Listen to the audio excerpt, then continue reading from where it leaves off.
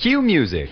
We're all about class when it comes to pens, and we like to let it show. Welcome to Fountain Pen Radio, presented by FPGeeks.com. And now for your fountain pen enthusiast hosts, here's Eric and Dan. Gentlemen. This is Fountain Pen Geeks Podcast, episode number 29, for Tuesday, June 19th, 2012. We are recording live on Saturday, June 16th. Tomorrow, happy Father's Day to everyone. Welcome to Fountain Pen Radio. This is Eric. And this is Dan. Dan, how are you today? I'm doing very good. How about yourself? I'm doing really well. Have you noticed, if you're watching the program, have you noticed we have a black box in the screen? Yeah, what is that going on right there? We're in Greg Minunskin's backyard, and I called him earlier, turned off the audio. He probably doesn't know we're on right now. So in the meantime, we get to see what he's doing, and he's barbecuing something pretty nice there. Typical Southern California. If only I lived closer. Yeah, I'll be barbecuing after the program. He's apparently doing it right now. Must be starving Marvin. Let me turn on his audio here, and then we'll say hello. Mr. Minunskin. Yes, you are. Oh, you are hi. on the How air. Are you? Good. How are you, sir? Great to see you all in Fountain Land. How are you? Good. What are you? Are you barbecuing nibs or something on? Is that? You're glad you asked. Well, other than the usual squash and a couple of veggie hot dogs, yes, veggie hot dogs. Oh. I'm not sure they qualify as hot dogs, but okay. I do have my main course, as you can see. Nibs. He's got nibs on the barbecue. Nibs there you go. He was growing them in the garden last time, and now he's grilling them. They're almost ready for prime time. Look at that. Don't drop those nibs. That's right. I have the other part here, and they're ready to go together. See? It's a nib burger. What kind of sauce do you put on those, Greg? Well, it's either a Parker Quink or a Waterman's Blue Black, and very I nice. also do a pilot sauce. That's really good pilot stuff. Sauce. Wow. Yeah. It's a very nice setup you have It's there. probably a little salty, huh? A little salty. Yeah, it's quite delicious. So, I just have a little problem with keeping the nibs on the plate, but on the bun rather. But I think a little bit of mustard will help. What do you think? As a mustard, mayonnaise, ketchup, all that good stuff. All you can handle. Just take a big old bite out of that. Mmm. Yeah, well, no, wait. We have other condiments here.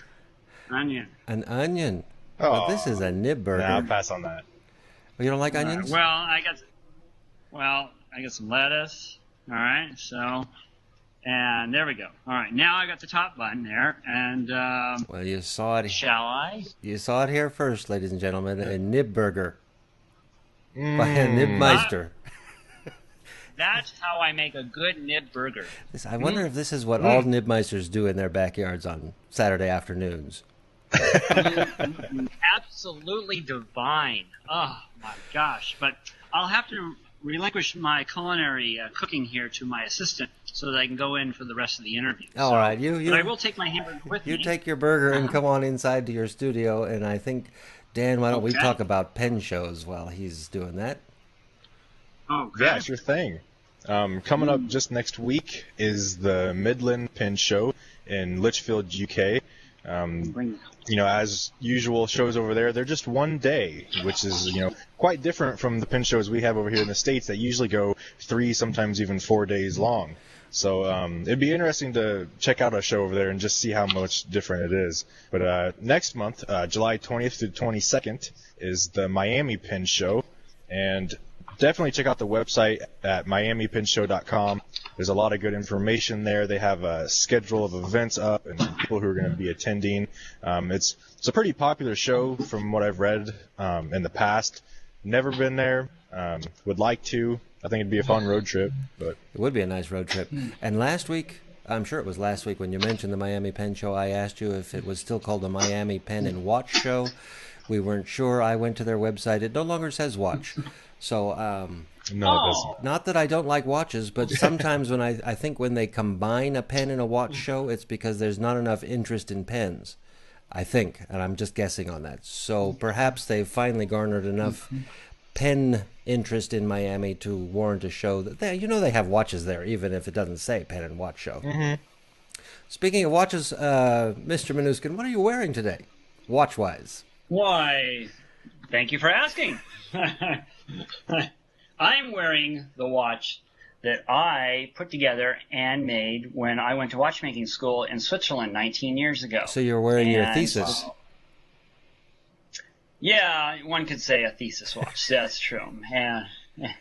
And it has on the dial, it says the acronym of the school, and probably bad with the focusing here, but it says WOSTEP, which stands for Watchmakers of Switzerland Training and Education Program. And then right below it, it says the town of Neuchâtel, where it's located. So you put that whole watch together? Yes, it actually came in a kit, and we put this together at the ETA factory in Grenchen, which is about a 20-minute, half-hour ride from the factory, from the school that we were attending at the time. The school has since moved to a newer, better location. So. When you held it close to the screen, it looked as if it was not running. The second hand didn't look like it was moving. Oh, well, no, this is a chronograph. So I have the chronograph hand stopped so that you can read the name of the school in between. Oh. And then it is running. The small second hand is moving very slightly. Now I see that. I thought perhaps it was no longer functioning. Yeah. But you just wear it as jewelry. A lot of people do that with watches, trust me. Not a bad idea. So, but yes, it is running, and so it's been running not on the same battery, but it's been running for the last 19 years. And it was interesting, upon graduation, it was presented to me by the equivalent of the mayor of Neuchâtel, so in the very cool. state house or the capital of Neuchâtel. So. The Rathaus. The Rathaus? Yeah, the city hall, right? Yeah, City Hall. Yeah. Mm-hmm. Yeah. Right. What did we ask for a poll question last week, Mr. Smith? I'm already thinking about next week's. What percentage of your fountain pens do you or will you never ink? Oh yes. So we had 232 voters said 0%. That's actually gone up. Probably since we made that note, it's 277 people say 0%, and I'm one of those people. Every pen I have, I ink. Maybe there's long periods of time between inkings, but I have no pen that I set aside saying, "You are so special, you'll never be inked." You know, there's four. It sounds like a pickup line. Oh, sorry. There was 4 people who said 100%. 100% of their pens. Which is a little odd to me. Well, I suppose it depends on why you collect fountain pens. I collect because I want to use fountain pens. I suppose there are people who collect. It's like collecting stamps. You're never going to put them in an envelope and mail them. You collect them because you want them. Well, maybe there's those kind of fountain pen collectors too. So, do you ink 100% of your pens, Dan? No, there's close to about 10% that I don't ink.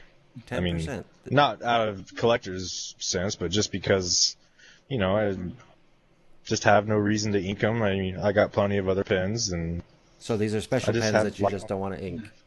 And then there's it's not that they haven't been inked or that I haven't inked them before, but Mr. Minunskin has, if I recall correctly, he has one pen in his collection, a nice Parker 51 that I'm pretty sure he inks. You use that pen, don't you? I use everything from signing checks at the post office to doing other sundry activities. So yes, this pen always has ink. So Mr. Minunskin also inks 100% of his collection, and I do the same. Dan, you're a holdout for about 10%. I have an idea for next week's poll question. I'll run it by you right here. Sure, go ahead. I want to ask about age ranges, the age range of the people who are visiting the site, who are our audience. And I'll tell you why. I was reading through the forums, I think yesterday or the day before, and someone mentioned their age, and it was low 50s, and that that particular person felt like the old person in the forums. And I had always thought, because I go to pen shows, that the median age is over 50 for pen collecting.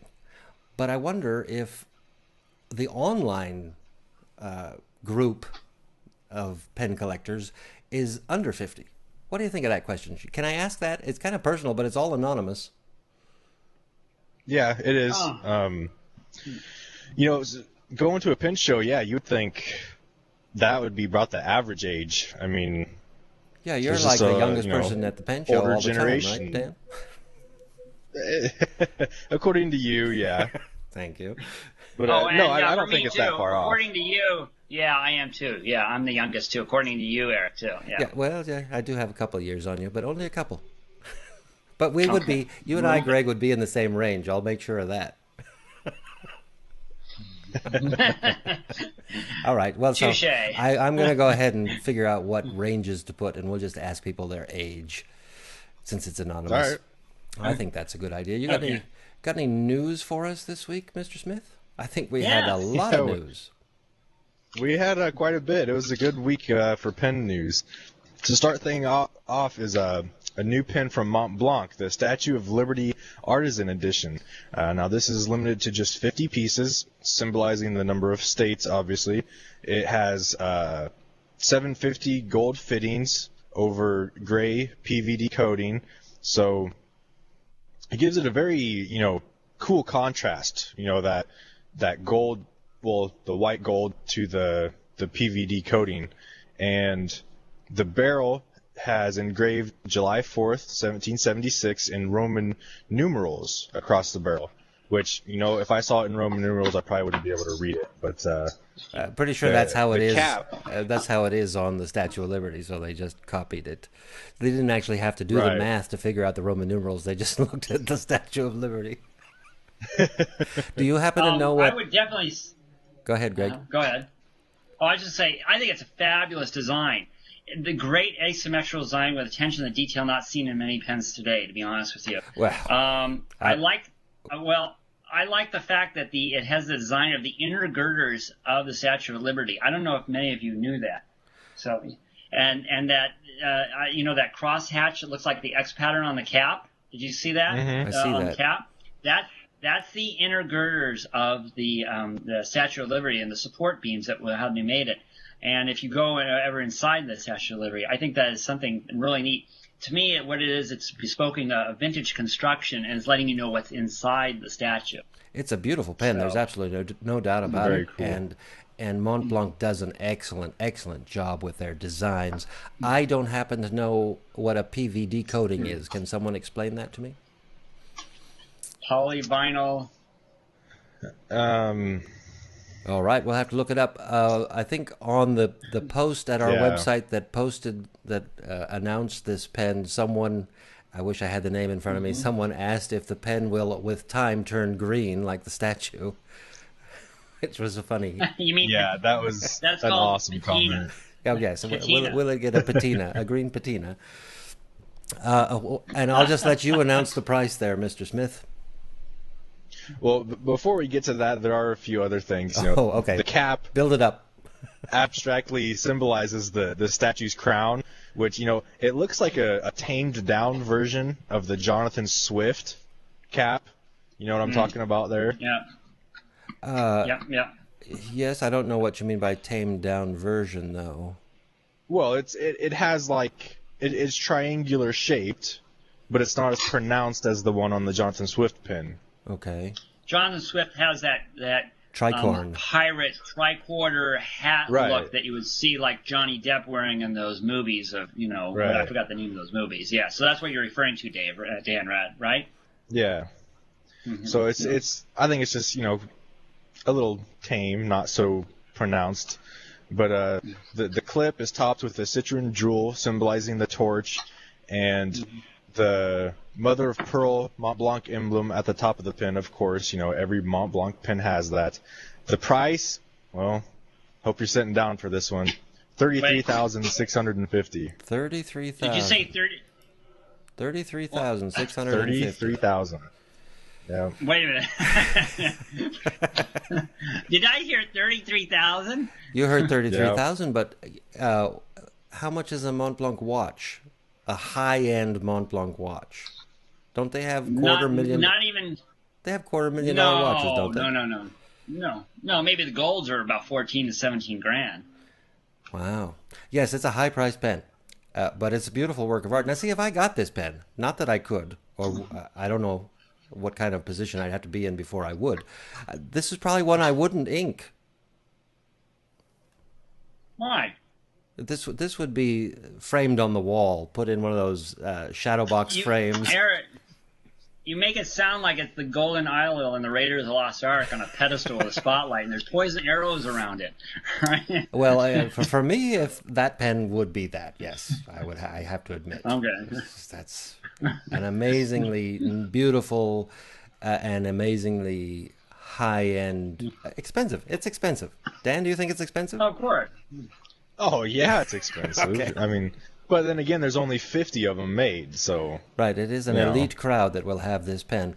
Shall we talk about a pen we might be able to afford? Mm-hmm. Well, I don't think I ever will, but sure, I said might. Let's go for it. I said might.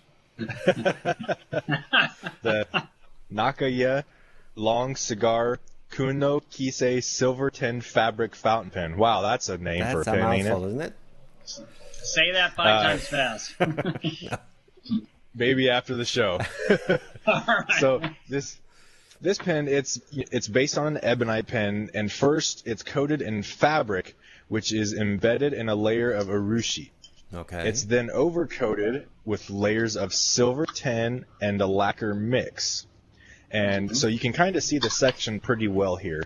And it's finished with silver tin and lacquer, but it uses a powder, and it achieves this stone-like finish.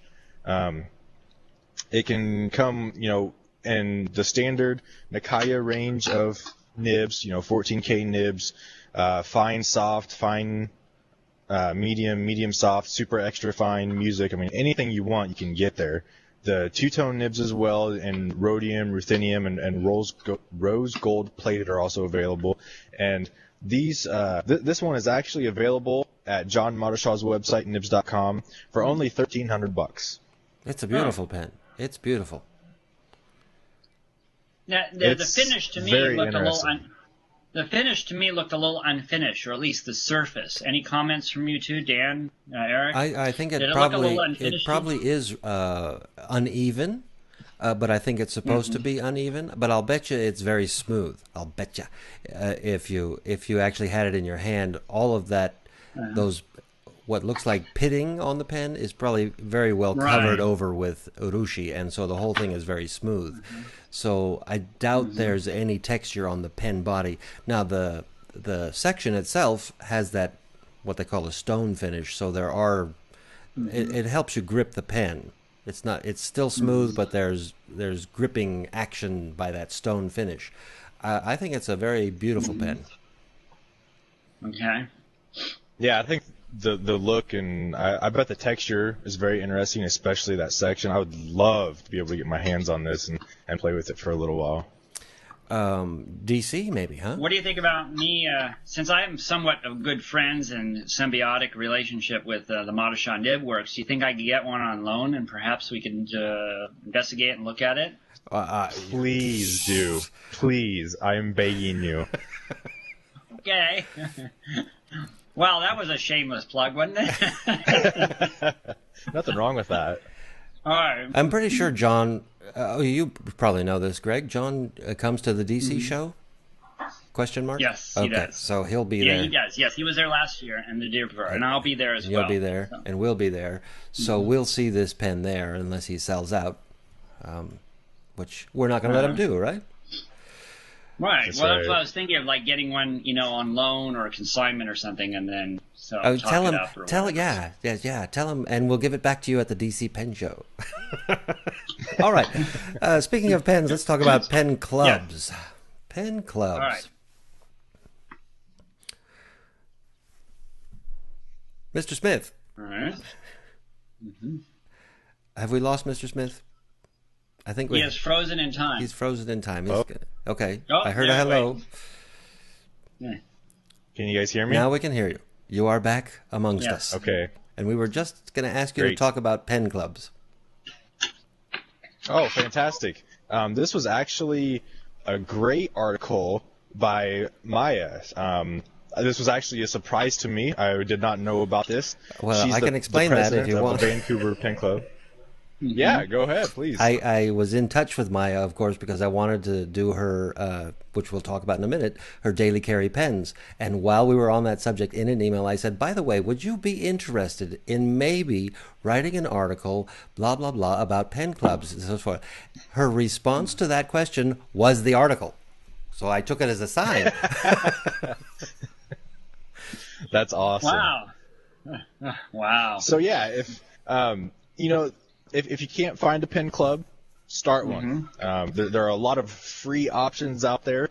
Blogspot is a good way to do it. WordPress is a good free blog that you can use. Something to get online. You can easily get free business cards from Vistaprint.com. Right. What would you have to pay for? I guess hosting fees? No, because At you can Blogspot, get free you wouldn't hosting have from to. WordPress. From Blogspot, you can get to free. register a domain, I guess. If you need your own domain, you'll have to pay for that. One of the problems, I don't know about you, Dan, but I'm sure Eric is aware, but the Southern California Pen Collectors Society, one of the problems that we have often is a place to meet. And I'm being serious now. We don't have a place to meet. It's always an issue. How many people are in the Southern California Pen Club? I don't know, maybe 70, Oh, well, you need a big space for that. So you don't even fit... only 25 people show up, though, see. That's the deal. Do 25 people fit into Fred's shop, the fountain pen shop? Snugly, okay. Yeah. So, but when was it... one option to that is... Oh, go ahead, Eric. Nope, I want to hear the option. I was going to say, parks have... large rec picnic centers. areas, shelters. Well, not only rec centers, but just shelters with lots of tables out there. I think that would be able to fit 25 or 30 people, or even more if you needed it. Yeah, or the beach. Let's go to the beach. So that's always an option. Yeah, have a pen club meeting at the beach. Well, we could go to Greg's backyard for a barbecue. So, Greg, when was the last official meeting of the Southern California Pen Collectors Club, whatever it's called? I think it was a month before the LA Pen Show. Okay. Because see, that would be like the closest pen club to me, and it isn't really all that close. It would be, unless they usually meet on weekends, it would be quite an investment in time to get to them. Well, the last one that I went to that had a significant turnout was at this mystery bookstore upstairs in their meeting room where I forgot. I think it was like last November or something like that. And they had a fair good turnout. And, John King Tarpanian is a real motivator for these pen show meetings. And he brings pizza, and everybody brings drinks and a couple of noshes and stuff. And, that had about 27 to 32 people. See, that's a pen club meeting. That would be fun. That would be fun. Because I've never been to a pen club meeting, but I assume everybody brings their pens. And you do a little show and switch, and here, try my pen, let me try that one, and so forth and so on. It's right. And somebody usually talks, too. And somebody gives a little presentation. Yeah. So start a pen club. In fact, I should start one out here.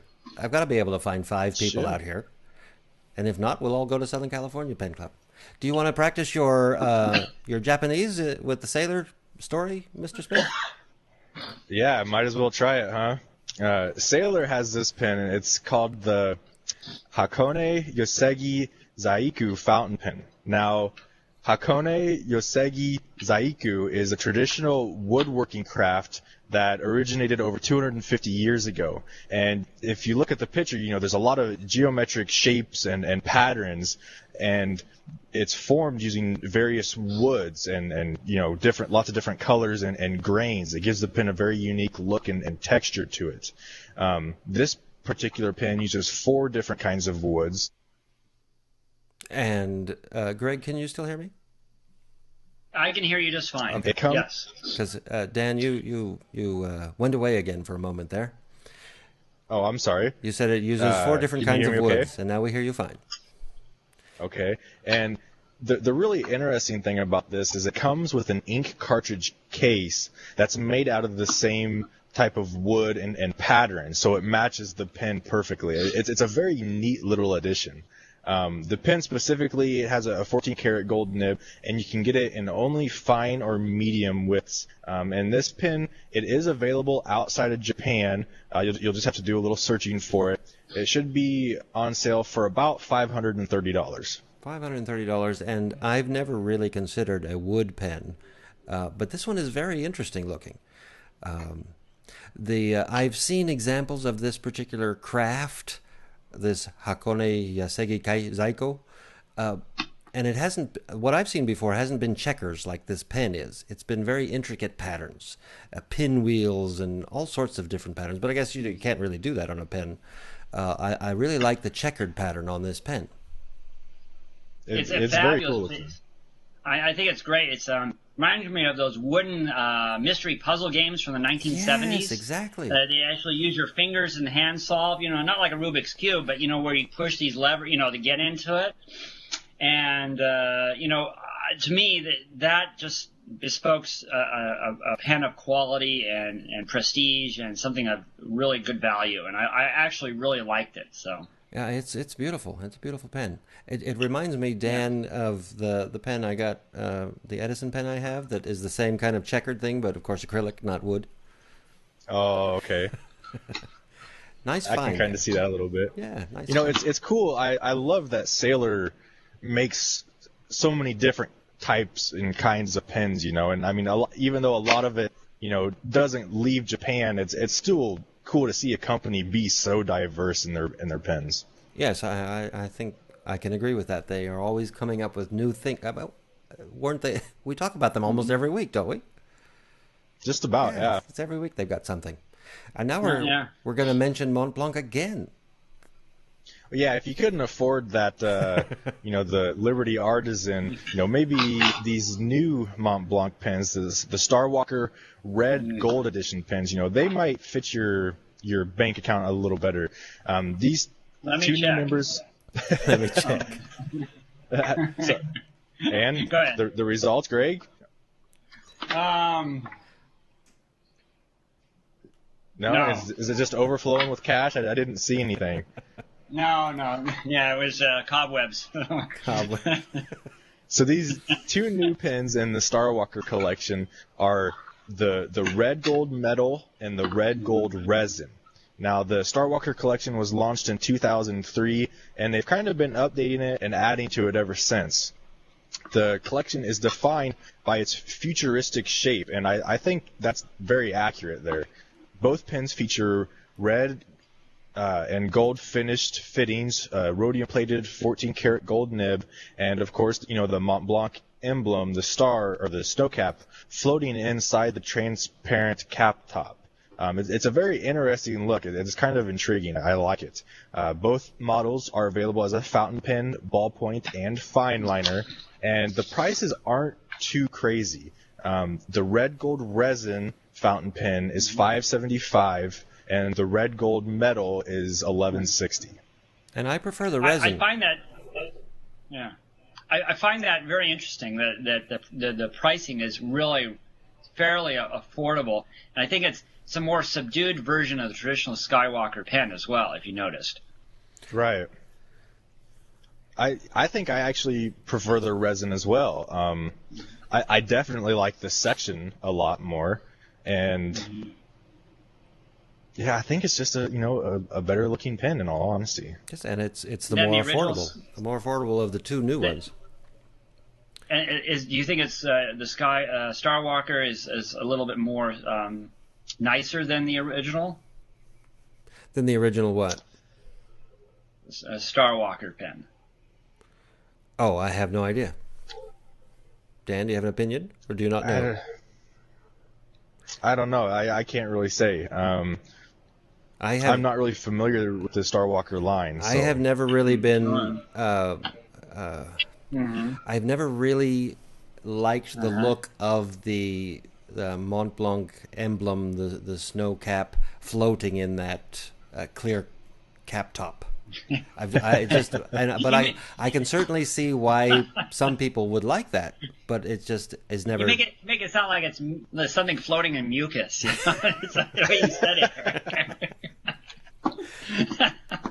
it. So that's never turned me on. So I have never really given these pens a second thought. But I was just noticing that the resin pen, which is the one I prefer, is the more economical of the two. So I guess I should buy 2 of those. Sure, that's always an option if you want to do that. 2 hands. Yeah. And I can buy 2 of those with all the money I'm going to save, thanks to Pelikan. Big news from Pelikan. Because you're not going to buy any Pelikan stuff ever again? Actually, I was being facetious. What's going on with Pelikan? They're raising their prices again, starting July 15th. Let's see. The only good thing to come from this is that there will be no price increase for the M1000. But also, the M320, the Pelicano Junior, or the Pelicano or Sport. But everything else, you can expect a 9 to 14% increase. And there's one notable exception. The M205, a very common, a very, very well-liked pen, is going to have a 27% increase. 27% increase to a single pen. I don't understand that. And this is over pricing from, well, obviously, when did the current pricing come into play? When did they... November of 2011. So, less than a year ago. And they had a price increase... Yeah, and the one before that was in February of 2011. Now, can I reveal something to you, gentlemen, and everybody in Fountain Pen Geek land? Please reveal. I'm a Pelikan dealer. Oh, no. And I have not received a notice. I have not received a single notice from anybody, and I usually receive, catalogs and junk and whatnot in the mail now and then. So. Well, it's a month away, July 15th. Well, I guess you place your orders for those 205s, right? If you wanted one, yes. Now, it brings up a very interesting point. Well, I didn't know you were a Pelikan dealer, Mr. Minunskin. Yeah, You keep that a big secret, don't you? Yeah, I use it mostly as a parts mule when I have repairs. but yes, I can get Pelikan pens for people, and I have bought gift set roller balls in quantity as corporate gifts for corporations I've worked for in the past. So. Wow, you learn something new all the time. Now, I was not in the market for a new Pelikan, so I guess this really doesn't affect me. If I were to get a Pelikan, first of all, I want that Moonlight Pelikan that was very limited edition and only available in Japan or something, and so I'll never get that one. I suppose I'd get an M1000, and the price is not increasing on an M1000. So I guess I'm safe for now. Dan, were you in the market for a Pelikan? Well, I am, but it's going to be used because really the only thing I want, besides an M800 and White Tortoise, is a M1000. Right. So and I would probably I'm not going to buy too. it. Yeah. Yeah, I mean, there's just no sense in buying it new, at least for me. I'm more than happy to take one secondhand. But, I wonder how much this spikes their sales, because when Lamy had their price increase, I don't know, 6 months ago, that was enough for me to purchase the Dialogue 3. Right, because you wanted to pay today the pre-price increase price. And I imagine this will, if there was somebody out there thinking about buying a Pelikan and the price is going up on July 15th, obviously you're going to buy it before July 15th. So it makes all those people who are thinking about it take action. So I suppose it spikes the sales. And don't think there's no case precedence in this as far as outside the world of pendom. Rolex raises their prices between 9 and 14% every September. Every September. Really? Well, see, this 27% or even the 10% increase from last November, how many of us are making 10% more now than we were last November? Yeah, Wish I was. Jeez, that'd be a heck of a raise. 10% since Let me check my wallet again. Checking his wallet again. So, I don't know. I wish Pelikan would call me and explain it to me.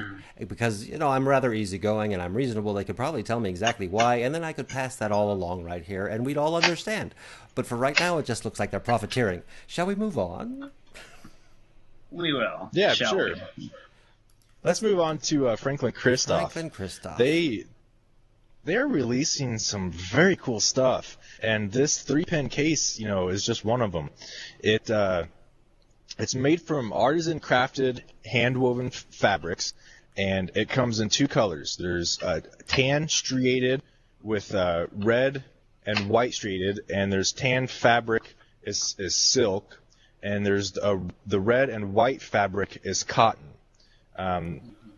Let's see, the sizes of these, they're pretty compact. They're good if you don't have a lot of room for pins. Like I carry a 24-pin case. Not everybody can do that. This case is fairly small. It's 6 3/4 inches tall by a little more than 3.5 inches wide, and pretty affordable too. I mean, only $28. So. That's amazing, Dan, because a combination of silk and cotton and so well woven like that for $28, I mean, that is just a bargain. It's a bargain, and I've already got mine. Yeah. I ordered mine right away. You've already got yours? Oh, yeah, and it's very nice. I got a question for you. Yes, sir. Will it fit your 149? Let's try it out. I'll open it right here. Let's try it out. We'll try it. I happen to have a 149 sitting right here. I know you do. And absolutely. Now, I don't know how many other pens will fit in there, because that's one piece of elastic that is for all the other pens. Right. But the 149 fits there perfectly. 3 149s would probably be pretty tough to fit in there. Let's just try 264 to go along with the 149, since we're doing Mont Blanc today. And it fit. Because it fit nicely. So that's a vintage 264 next to a 149. And then we'll try to get a Brahms in there, which is the 146 size. No, that was no problem. And I'll bet you, not that I have, I'm betting a lot today. Not that I have 3 149s, but I believe 3 149s would fit in here. That remains to be tested, though. I think so. How about this beautiful eyedropper Swan number 8? Do you think it would fit in there? Well, I'm not familiar with that, but that looks like is it wider than a 140? That's a huge pen, Mr. Minunskin. Yes. Like I have a Danny it's about Trio. The same as, a Danny Trio it's about the size Emperor. of a 149. Yeah. And I don't think that would fit the Danny Trio Emperor, but you don't put that in a 3-pin That's a case. massive Yeah, pen. you put that in its own separate case. Anyway, standard, great craftsmanship and quality on this pen case from Franklin-Christoph. And just in case that was confusing, they come in 2 colors. One is tan striated, and the other is red and white striated. I chose the tan. The red and white one kind of caught my eye, but the inside of all of them is black, and the tan one has black leather accents, and the red and white one has brown leather accents. I wanted the inside to match black and black, so I went with the tan one. So I got the silk one. Very nice. Very, very nice. Yeah, I'm impressed. That's the one thing you can expect with all of Franklin-Christoph's leather products or pen cases. Seeing them at LA, I mean, every one of them they were just superb. I mean, the quality. The quality. Dan was saying that the quality is superb, and he's right. And I got the 3-pen case. I got the 3-pen case because sometimes I don't want to carry around a 24-pen case. You know what I mean, Greg. Exactly. Greg has 1 pen. And sometimes I want more than the 1 pen I'll put in my shirt. I'll want 3 to choose from, and this just fits anywhere. Yeah, I don't know Dan's feeling at all, so I don't have that concept. So. And since we're on the subject of Franklin-Christoph, shall we skip to their next? Because they also released something else this week. So I'm skipping down. I'm going a little bit out of schedule here. Can we do that? The Franklin-Christoph neck loop. Just keep everybody on their toes. Oh, yeah. Because this is another. And this one I don't have yet. We don't make an outline for no reason at all. It becomes a shopping list.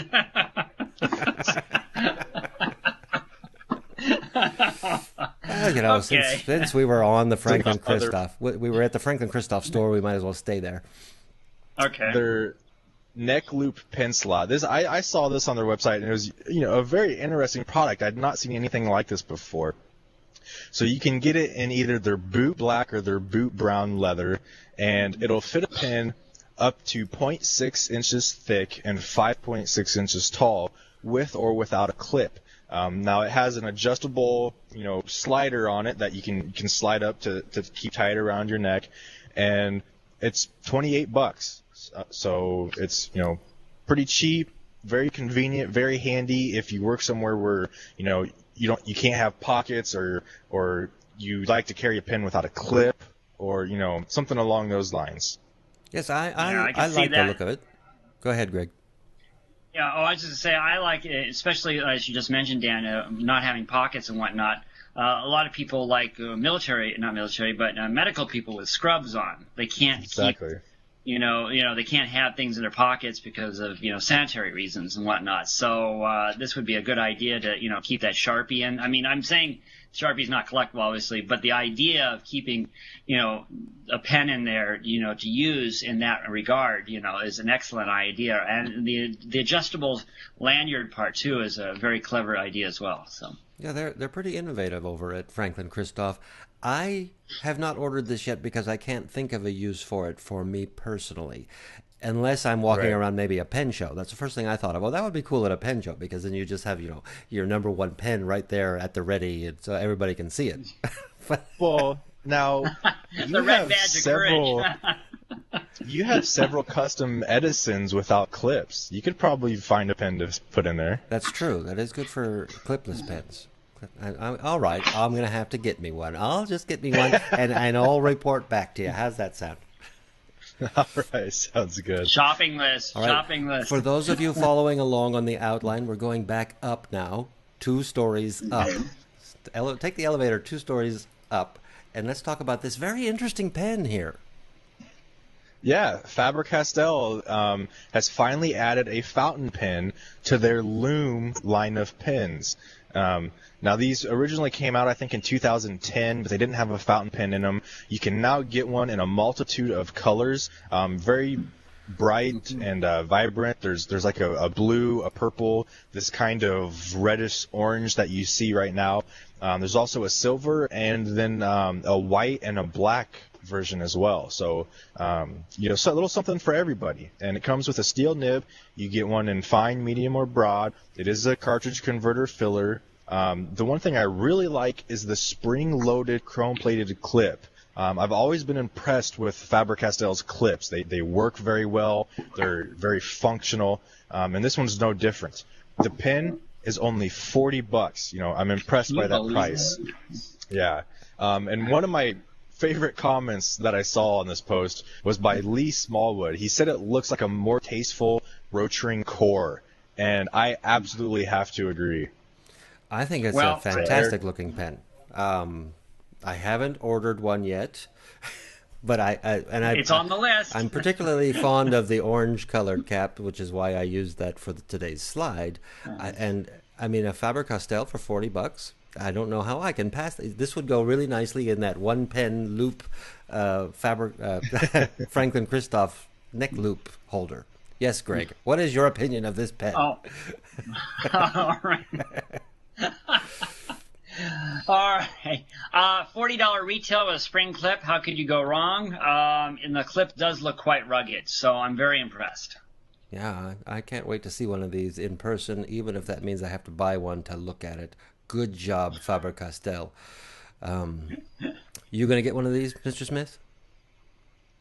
I think we should do a review of this. I mean, it looks like a nice pen. The price, is definitely nice. I'd love to see how it would do in a review. Yeah, and go ahead, Greg. I was just to say, do you think that the guest host of the show, myself, should buy it, and then the next time you see me, I should then do a review of it? Look at him. He wants one, well, too. I don't know. Then you would own more than one fountain you really pen. Can't do that. Well, this is actually inventory, not actual personal items. I have a distinction. I do want to bring attention to the fact, before we skim through it, is that it's available with your choice of nib, fine, medium, or broad. And I'll bring that back up in a moment when we get to another story. For now, let's go see Onoto. How's that sound? Okay. Yeah, they've released a new, very limited edition fountain pen. It was commissioned by the owners of the Burlington Arcade, which was the first shopping mall. Let's see. I don't have the location. I thought I did. It's in England. It's probably in Burlington. Isn't it in England? Yes, I was looking for the more specific. I'm going to say Burlington, But, but I'm guessing since it's the Burlington Arcade. Yes. You keep reading there, Dan. I'll find it. This pen is limited to only 75 pieces, and one thing I really like is the cap. It's milled from sterling silver, and it has these thin black lines that run the length of the cap all the way around. It gives it a very vintage look. I really like it. And unlike most Onoto pens that have the number 7 size nib, this uses a number 3 size nib. It is an 18 karat gold nib. You can get it in fine, medium, and broad, but then you can also get it in any other custom ground stub or italics or obliques. The pen measures 146 millimeters long, has a barrel diameter of 12.5 millimeters, so it's relatively thin, and it only weighs 33 grams, so it's pretty light as well. This pen, does use the cartridge converter filling system, and you can get it right now, if there's any left, for $937.50. And I would get it just for that cap. I think the cap is gorgeous. According to the Burlington Arcade website, they are in London. Okay. Good. I've been there. I have been to London. have? I don't know if I've been to the Burlington Arcade. They did it because of the when I was there, I remember one of the reasons they did it is because it was an indoor shopping because of the inclement weather there. It was a novel idea at the time. Yeah, it's still a novel idea. Because they're still doing it. Yeah. I know. They're still doing it. Good things catch on. And I happen to like this pen. I like this pen. Yeah, I do too. I do. It's a very nice pen. I like any Onoto product. It's something rare and unusual that we don't see in the United States. Right, and I'm still looking for a nice vintage one, but that's what I usually do at pen shows, is look for the vintage Onoto that catches my eye. Now, both of you, Dan and you, Greg, both of your daily no, I'm sorry, Greg. I keep saying that your daily carry has been featured at the website, but it's just because I talk about your daily carry so much. Dan, your daily carry pens have been featured at FPGeeks.com, and this week we did Maja Furlongs, who wrote the Pen Club 101 article for us. What do you think about Maya's daily carry pens, Mr. Smith? First of all, she has you beat. She got you, I think you had 20, she's got 24.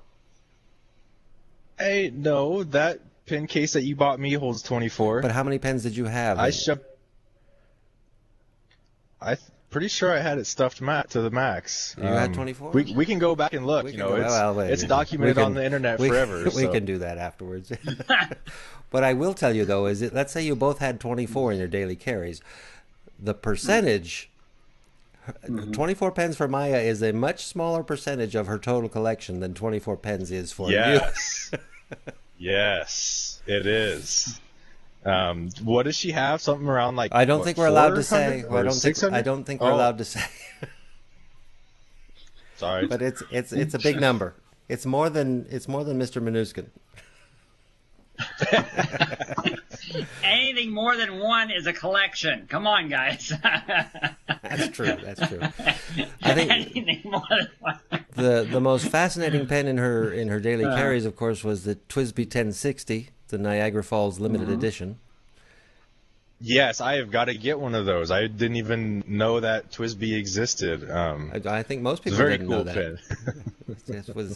It caught my eye immediately, and then I was flabbergasted when I read what it was. And you seem to like that retro 88 LE, the retro 5188. I have a little affection towards retro 51 pens, and the 88 it is a very cool pen. It's a faceted pen. I've got one that's called the Heavy Metal. It's all metal and chromed. Hers is the limited edition one. Beautiful, beautiful fountain pen. I would love to be able to get my hands on one of those to get a closer look at. But anything jump out specifically to you guys? Well, I did like the Niagara Falls. even though, okay, we know it's not a Twisby, and we know it's a Pelikan. The Niagara Falls, I was not aware of that pen until she opened up her pen case. Oh, really?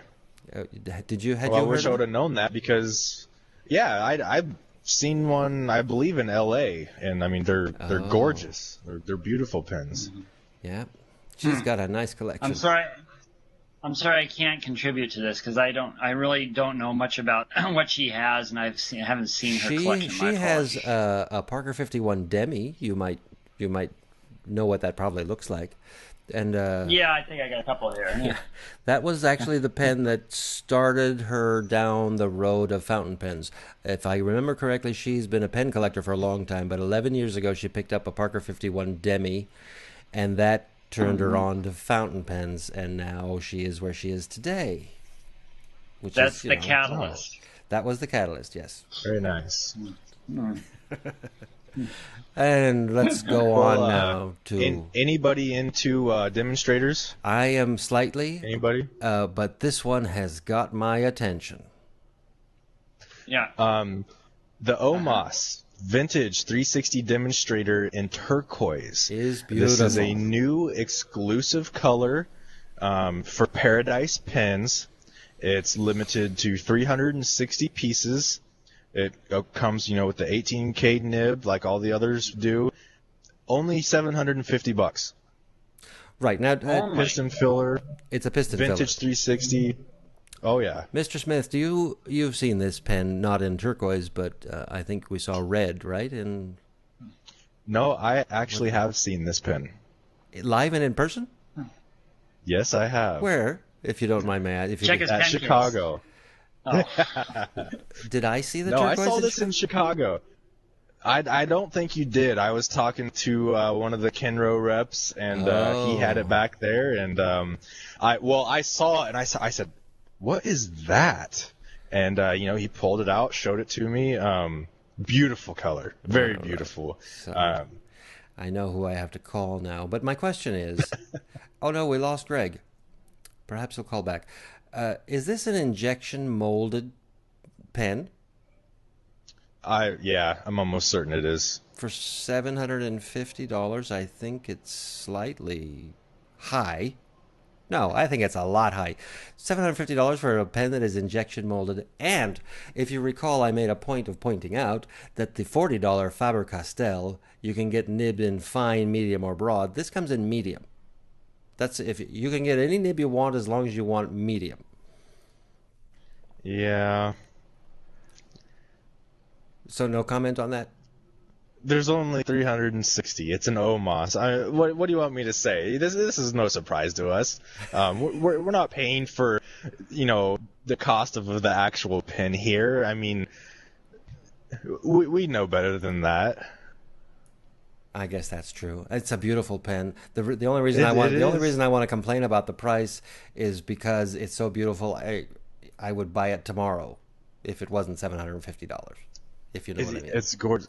I love these demonstrators, and I'm just so glad that they're doing it in the vintage 360 style. Oh yes. I mean, it's such a much better look. It wouldn't make any sense, would it? No. Now, how are we going to get Greg back in here? Is he still not back? What, did he go find dessert or something? Is he looking for dessert? No. If I try to call him back, it says that he's already participating. Now he's hung up, which means I can probably call him back. Let me call him back. Oh, or is he calling back?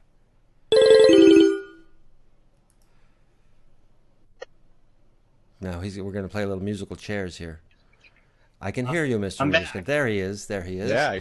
Let me get you back on camera, and now I can't see you, Eric. Okay. And I see us. There we go. All right. So we're all back online, and we just finished talking about the Omas 360 Vintage in turquoise. I complained about the price. I'm here. But I only complained about the price because I really want this pen. And now I think we're going to talk about... What are we going to talk about? Well, we did have a review this week. We did have a You wanna review. talk Why about don't we that? talk about the review? Right. We reviewed, if I remember correctly, The this awesome week's review? the awesome review, was the Pilot Matte Black Vanishing Point. That's correct. That's correct. I mean, which got an amazingly a nice heck- score. A geek factor 8.3. of 8.3. It's way up there. it did very Right. well. It's an extremely nice and convenient pen. I had one problem with it that I'm going to mention only slightly, because anybody who has a problem with this pen, it's the same problem. In fact, it's the only complaint I really hear about this pen is that the clip gets in my way when I'm writing, which apparently wasn't a problem with you, right, Dan? No, not at all. I mean, at the end of the 21-minute road trip, it was a little, I don't know. It was starting to get into my comfort zone a little bit, I would say. It certainly didn't make a difference in my writing. It didn't distract me. It wasn't upsetting or anything like that. But a little revision. I think if they took the design of the older faceted Vanishing Points, I would be much happier with it. But yeah, that's really the only complaint I had about it.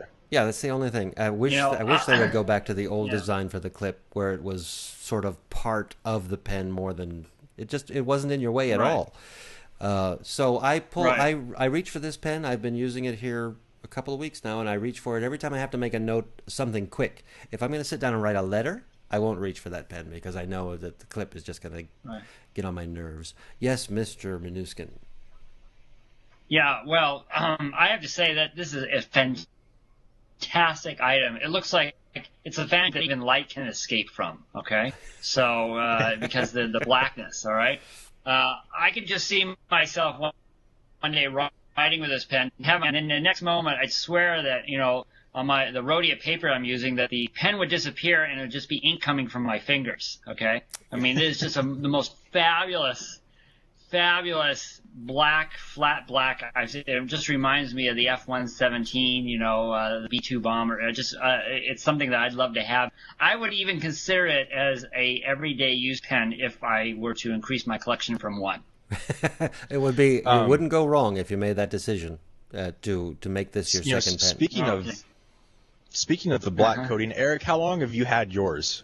I haven't had mine as long as you've had yours. So, and I see no indication that any of the black is going to come off ever.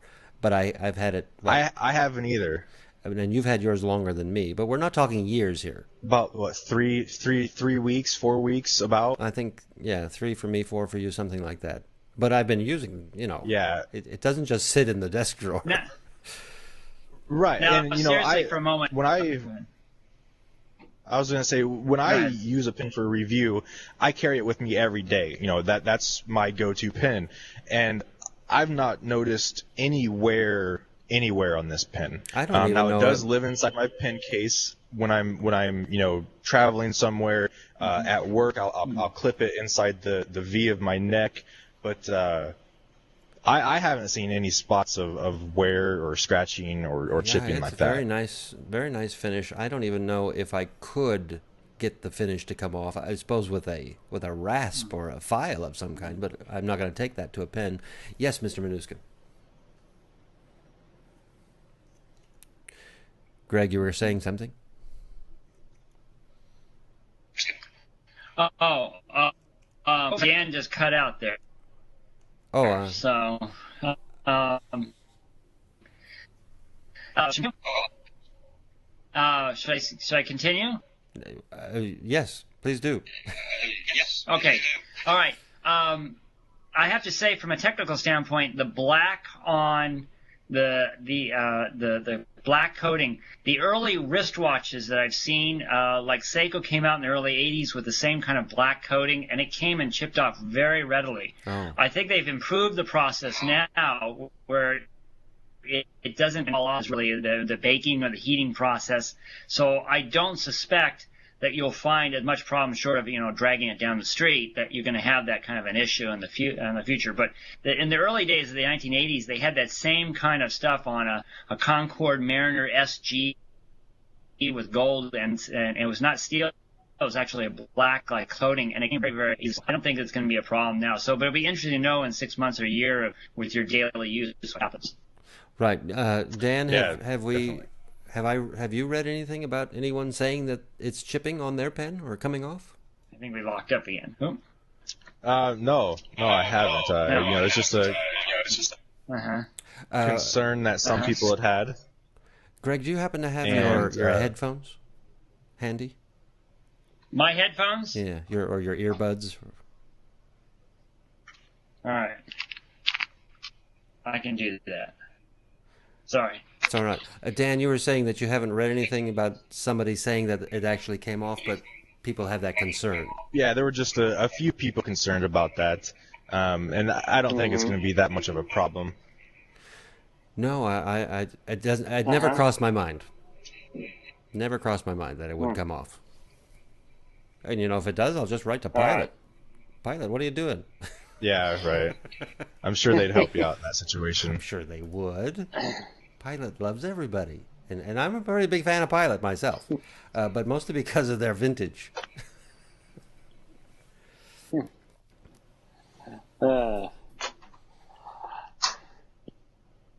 wants to ask me about any handwritten letters that we might be getting these days from snail mail, via snail mail? I just figured we weren't getting anything. Letters. Oh no, we're getting mail. We're getting mail. Are we getting hand mail, or is it all for the contest? Well, yeah, we're getting mail, but it's all for the contest. This is what we've received so far. Oh my gosh. And this is gosh. all entries for the Edison pen contest, and this is 189 so far as of yesterday. I didn't even go to the P.O. box today, so we're doing very well. Could I make an offer of a regrind to the winner of this? You absolutely pen can. as well? Why do you think we have you on the show, Mr. Minunskin? For free work. That's right. Speaking of a regrind, we gave away. I'm getting feedback. Is anybody else getting feedback? Yeah. Greg, I think I'm getting a little bit too. I'm not using the earbuds. it might be that microphone that's on your earbuds. If you could just, I'm not getting it right now. Okay. Speaking of regrinds, we gave the Micarta away. Maybe if you sit back, Greg? Yes. I said maybe if you sit back a little. Oh. I mean, move away from the computer a little bit. Okay, you want me to sit back a little? Okay. So, I'm not sure what the noise is coming from. The Micarta, of course, we gave away last month. Mr. Minunskin offered to do a regrind on that, and the winner decided, I believe he wanted an italic grind. I can't see two videos now. Okay, we can see you. We're fine with you. The winner of the Micarta wanted an italic grind, so we sent it off to Greg, and he made an italic grind. And as soon as I saw the pictures of the italic grind when it was finished, I had to have one for myself. So I sent my Micarta to Greg, too. Yeah, I can hardly hear you. Okay. Let me check something. Hang on.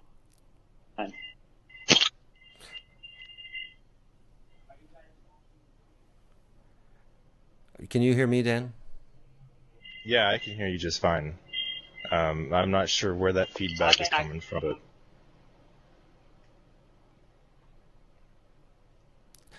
Well, I'm not sure either. Anyway, if you're watching the video presentation of this podcast, you can see the picture of Greg's regrind, and it's so beautiful that I had to send him my Micarta. So I did the same thing. I'm getting the same grind on my Micarta.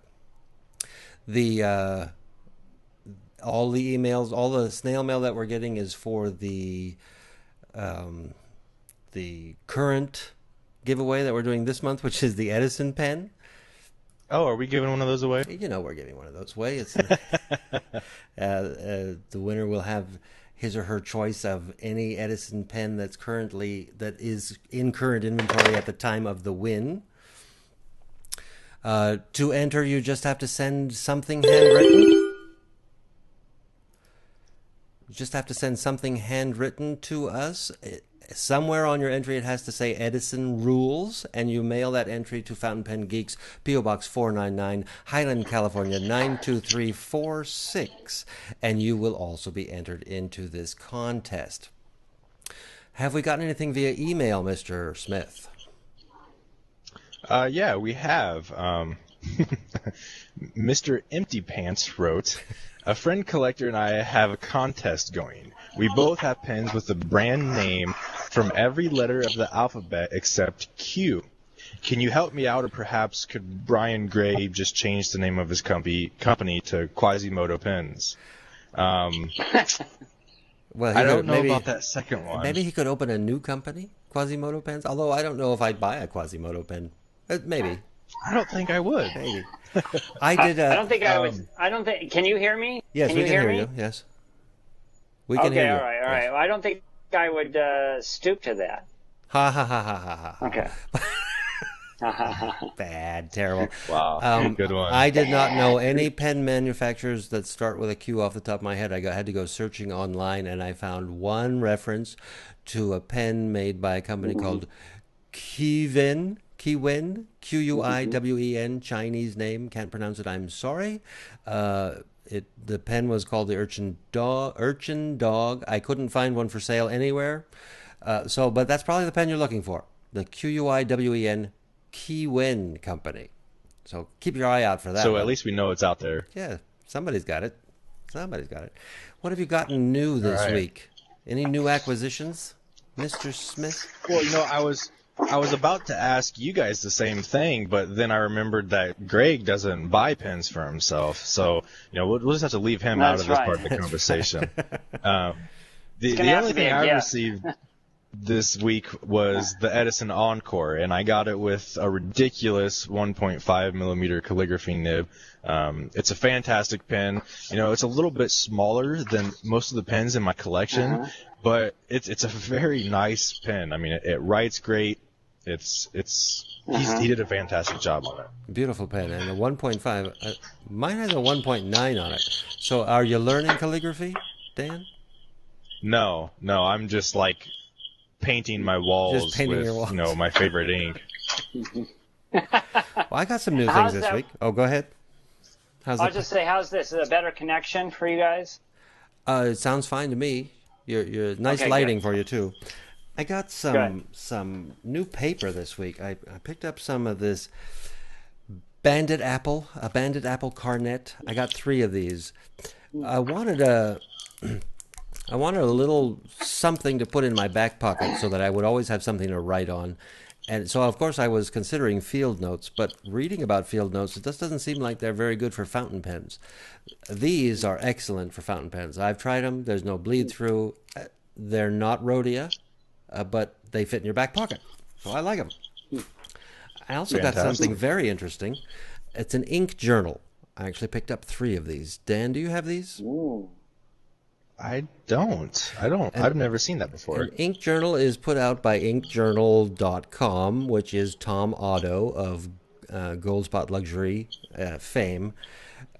What you do is, when you have an ink and you want to remember what you like or don't like about the ink, you just fill out a page in the journle. And you can see what the color is. And wow. It's an amazingly fun little book, because who among us does not like and use a lot of inks? So each of these little booklets has spaces for, I'm going to say, 30 ink samples, and it's just fun. It's just fun and a great idea. And it's like I'll be placing my order soon. $10 for a 3-pack of them. What else did I get? That's awesome. Oh, I got something interesting from Japan just yesterday. Did I tell you about this, Dan? Yes. Yeah. What is that? This is a Pilot MYU black stripe. Oh, wow. And I'll have to post, I guess, a picture of this somewhere at the website. It's that integrated nib. The nib is part of the barrel, looks like the Concorde. But I already have the stainless steel, the standard version. Then they came out with a black stripe version, and I finally have one of those. So I'm very, very happy about that. So that's like nice. Those are my acquisitions. Is that pen stickered? It is stickered and has never been inked. New old stock? It's new old stock. Oh my gosh. And I have not inked it yet. Unbelievable. I have not inked it yet, but I'm going to ink it. You're going to, right? Yes, I'm going to ink it because I answered 0% of my collection. That's disgusting. It's a pen. The pen Now- was made to be used. Now, did I miss something? Did I miss the recent acquisitions, the Minunskin Italic regrind? Did I miss that whole conversation? You were out of the room when that conversation happened. I did mention your regrind for the winner of last month's contest, and I showed pictures, and I said I had to send mine off to you immediately. And I recommend everybody get a nice regrind on your micarta, because then it will become your favorite pen. I promise. My regrind is absolutely excellent. Wonderful, wonderful job. Thank you. Thank you. Do we happen to have anybody in the audience? I don't watch the audience. Yeah, we have quite a few people in chat participating right now. Let me think about maybe. So they're talking about. Yes. Oh, I was just gonna say they're talking about ink right now and the ink books from Tom. They're talking about what? Should we give those away for like a geek challenge? Should we do a geek challenge? Wow. I think it's time for a geek challenge. I could come up with some questions. Let's see. So we'll give away 1 3-pack of the Ink Journal notebooks to the caller if the caller gets our 3. I call them questions, but they're really just true or false statements.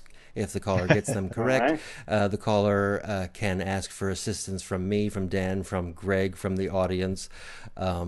So we need a caller on the line. I'll just get right to it. If you'd like to play the Geek Challenge for your chance to win a 3-pack of the Ink Journal notebooks from inkjournal.com, I think I have even a... Yes, I'll just put their little advertisement up there just because I like them so much. Give me a call. I'm at 909-647-5056. 909-647-5056, and I will think up some questions. In the meantime, while we're waiting for my phone to ring... Okay, nobody's calling. Nobody wants this. Okay, Texas is calling. Well, let me call. Texas is calling. Let's see who's calling from Texas. I've answered the phone, but I'm going to put it on speakerphone just so we can all hear. Okay. Hello, can you hear me? Hello? Hello, how are you? I can. Good. Who is this, please? This is Gordon. How you doing? Is this Gordon? Gordon, your last name starts with T? Yeah, Gordon T. That's me. All right, Gordon. Thank you for calling. I let you know that your postcard arrived. Oh, thank you. No, thank you. So are you ready to play the Geek Challenge? I suppose so. Do you use ink? I've been using lots of it. All right. So you qualify for this prize. Then I'm going to give you a statement, and you can tell me whether it's true or false, and you can get help from anywhere you want, okay? Okay. True or false? Paper, as we know it, was invented by the Chinese. Well, I want to say that's true, but I thought maybe paper like papyrus, like from the Egyptians. Okay, papyrus. Papyrus. Exact Technically, I'll just give you a little clue. Papyrus technically is not paper. Okay. So I'm leaning toward true. He's leaning toward true. Can I push over the edge and say go for it? I say, yeah, Greg is making a push over there. That's a yeah. Okay, it is true. Paper, as we know it today, was invented by the Chinese. There's some controversy, but they usually say in about the year 105. But they seem to now think they have found paper artifacts prior to that. But historically, it's been a Chinese invention in about the year 105, which brings us to statement number 2. True or false, Gordon? Toilet paper was also invented by the Chinese. That sounds false to me. I don't know, Greg, what do you think? He's asking what Greg thinks. I'm going to flush my answer to Dan. Okay, he's flushing it over to Dan. The group show, that's a crafty question. That's a crafty. I'm going to say probably. All right, let me give you a little hint. If you invented paper, what's like the second, after writing on it, what's the second thing you might use it for? Okay, so... I'm, you know... Am I hearing a hint of maybe I was a little bit off base here, so I'm thinking maybe that is a natural second use for paper. I think it probably would be, wouldn't it? Yes, the Chinese are credited for having invented toilet paper. I don't know what year. No. Eric, yeah, I was gonna say, is that like? Adjust it slightly and go toward the truth. Okay, so we're 2 for 2. So is that like 2 days after the? I think it was about There was the paper was invented on whatever was the equivalent of January 5th, and on January 7th they invented toilet paper. It was a natural progression, I just want to make sure. evolution, as you know. Okay, so now we're gonna have our little history lesson continue with statement number 3. In the year 1221. A decree from Holy Roman Emperor Frederick II declared that all official documents written on paper were invalid. In other words, he didn't like paper. Well, that sounds falsish to me. It sounds like something I would make up, isn't it? What's your input on that? Dan, do you have any input on that? It sounds a little too crazy. I'm going to say false. Dan says it sounds crazy. Wait a second. Is it cheating to Google while you're talking? Not if I don't know about it. It's not cheating if I don't know about it. How could it be cheating? Okay. Well, in that case, I would say that is a true statement. Very good, Gordon. That is a true statement. In the year 1221, the Holy Roman Emperor Frederick II declared that all official documents written on paper were invalid. Does anybody want the history on that, or should we just let it slide? No, let's hear it. Tell us. Enlighten us. In the chat window. Okay. The history on that is that paper was invented by the Chinese and then spread throughout Asia, and then made it from Asia to the Middle East. It went from Asia, basically it went to Baghdad, where it spent hundreds of years before actually making it into Europe. So Europeans felt it was sort of like a Muslim culture thing and did not embrace it immediately.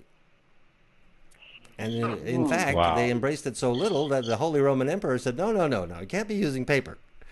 It's a good thing we have lost that decree, because I need my paper, especially Rhodia. Gordon, I'll call you back as soon as we're off the show. All right, thank you so much. And I'm really excited because I do keep an ink journal, but it's a little ghetto sort of thing from the grocery store. So A ghetto sort of thing. Thanks for calling, Gordon. We'll talk to you later. What'd he say? Ghetto. He's using ghettos. He's using an ink journal from. I think he said it. He's using some sort of ink journal in a little ghetto type notebook from the grocery store. I believe that's what I heard. So we've had our paper history lesson for this week. Does anybody in the audience have any questions that we can go through while we're here? While you round them up, I will remind everybody how they can contact us. You can write to us with an email at podcast@fpgeeks.com. You can call us, 415-685-GEEK, 415-685-4335. We are on Twitter, twitter.com/FPGeeks. Yes, twitter.com/FPGeeks. Facebook.com/FPGeeks. We have a website. We're at FPGeeks.com. We have a very fun forum, FPGeeks.com/forum. You can write to us. Fountain Pen Geeks, P.O. Box 499, Highland, California, 92346. If you're going to enter the Edison pen giveaway, don't forget to put Edison rules somewhere on your entry. What have you got for me, Mr. Smith? You know what? Looks like they don't have any questions for us tonight. Nope, everyone just says thanks, Dan and Eric. Well, thank all of you. Thank you, Mr. Minunskin. Thank you, Dan. And everybody, please remember, don't skip like Greg Minunskin. And don't hesitate like Dan. And don't railroad like Eric. Yes, as I railroad. I like railroading people into correct answers for the Geek Challenge. That's it for me in Southern California. Thank you for joining us, Mr. Minunskin. It's always a pleasure to have you here. We will see you again very soon. Sorry for the technical gaffes. Yes, thank you. That's the internet for you. Dan, you have a very pleasant evening. If you haven't had dinner yet, enjoy. I'm going to the barbecue, and I'll talk to you all later. You've been listening to Eric and Dan on Fountain Pen Radio, a weekly podcast produced by FPGeeks.com. Thanks for listening. But the fun is far from over, as the site is constantly buzzing with new content. So until next week, thanks for coming out. Good night.